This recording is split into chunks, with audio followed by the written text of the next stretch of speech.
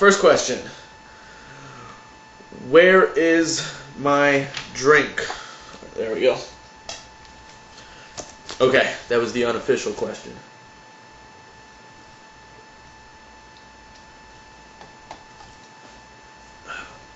Alright, sorry about that. Okay, first question, and this is, I think, is the one that I said, you're probably not going to have an answer for, but I still had to ask it. Okay? Evolution stemmed from, I'm going to assume that you guys are also going along with the Big Bang theory, the whole Big Bang idea.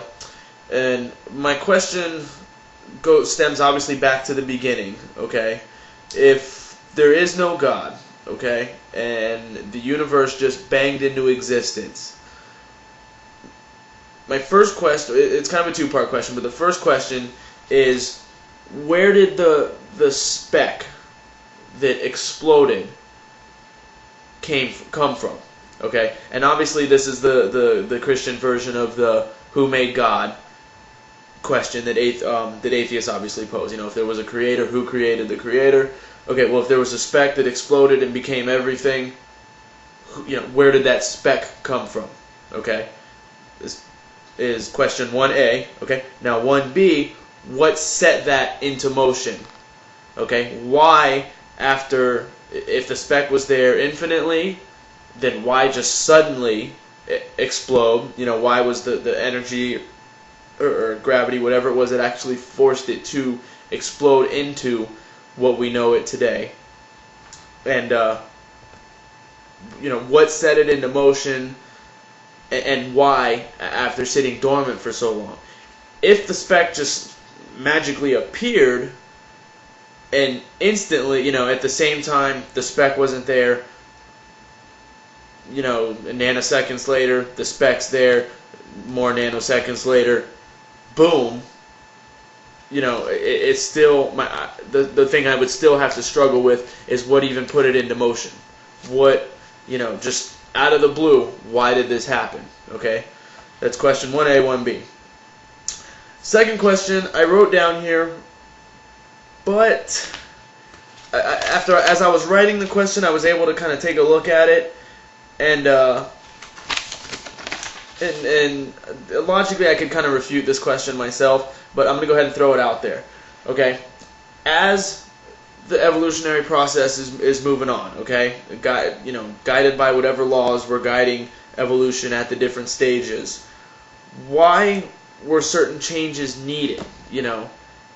Why would something that's perfectly okay with existing in the water or the sludge or whatever that primeval pool of DNA or whatever, whatever that primeval pool is that everything was just happily living in their little single cell or whatever the earliest stage of life was, why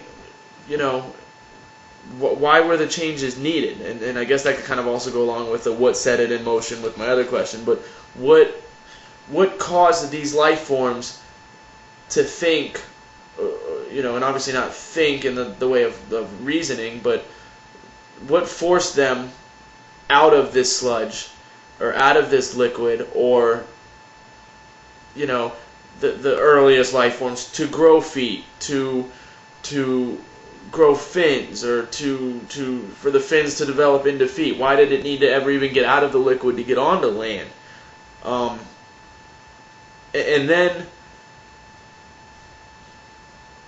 the next part of that question, and this is a question that actually just popped into my head, because when it just hit me when I said going from the liquid to the land. Also, how would the birds have evolved? The image I have in my head right now is I see something jumping up and down for millions of years and teaching its children, the offspring, to jump up and down and jump up and down, and eventually one of the offspring just gets higher and higher and higher until wings develop so that it could stay in the air. And if these questions seem ridiculous, I apologize, but just look at it from my point of view for a minute and see. Please just make sure you can see where I'm coming from with these questions. I know they may sound childish or something, jumping up and down, but I really find evolution kind of hard to believe. In the terms of the whys and the hows. The what and the process, I kind of understand that, the changes being made and passing that particular gene to the offspring, and then the offspring perfecting that gene a little more and passing it on. The theory I understand, I just don't understand why the things would have needed change in the first place. I look at present day humans right now. Man, do you know what I could do at work with 2 extra arms? How do I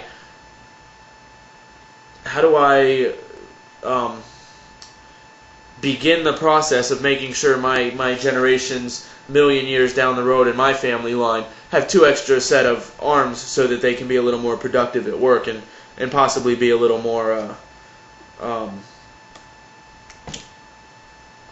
productive in the process, and man, somebody with 4 arms at work, man, could probably get paid double or something. Okay. Once again, I apologize for my my questions if they seem ridiculous or childish. A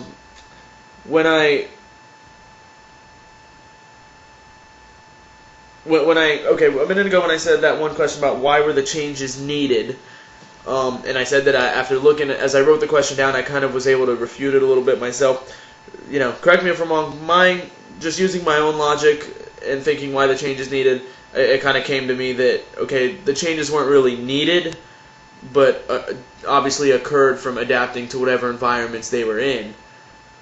But even thinking about that statement, it still makes me wonder if they formed in the environment that they were in, why was there continued change needed for the environment that they were in?